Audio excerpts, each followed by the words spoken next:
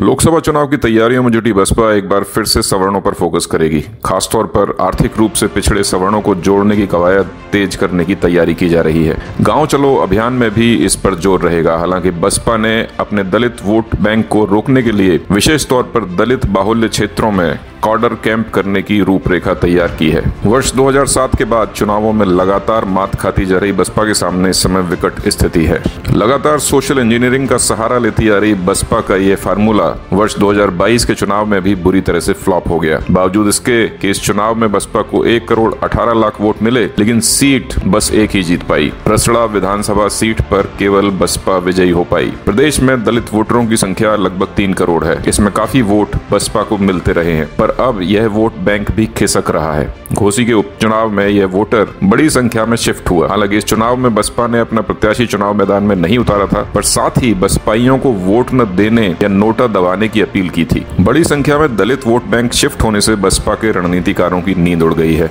गौरतलब है कि वर्ष 2017 के विधानसभा चुनाव में बसपा को 1 करोड़ 93 लाख वोट मिले थे। उस समय पार्टी को 19 सीटें मिली थी। अब लोकसभा चुनाव की तैयारियों को लेकर बसपा ने कैडर कैंप शुरू किया है, तो साफ कहा जा रहा है कि सर्व समाज पर फोकस करना है। इसमें खास तौर पर आर्थिक रूप से पिछड़े सवर्णों को भी जोड़ने के लिए कहा गया है। इसके लिए इस वर्ग के पदाधिकारियों के लक्ष्य तय किए जा रहे हैं। गांव चलो अभियान में इस वर्ग के बाहुल्य गांवों में लगातार अभियान चलाने को कहा है। भले ही किसी भी अन्य वर्ग पर फोकस किया जा रहा हो, पर बसपा की सबसे बड़ी चिंता यही है कि दलित वोटर स्थायी रूप से कहीं दूसरे दलों में शिफ्ट न हो जाएं। यही कारण है कि दलितों में लगातार कैंप करने को कहा गया है। शहर गांव दोनों में ही दलितों के बीच बसपाई लगातार कैंप कर रहे हैं। साथ ही इनके क्षेत्रों में कार्डर कैंपों का आयोजन लगातार करने को कहा गया है। हर विधानसभा क्षेत्र में इस बाबत अलग से कार्य योजना बनाई जा रही है। इसमें युवाओं और महिलाओं को जोड़ते हुए नए सदस्य बनाने का लक्ष्य दिया जा रहा है। बूथ कमेटियों पर खास फोकस रहेगा।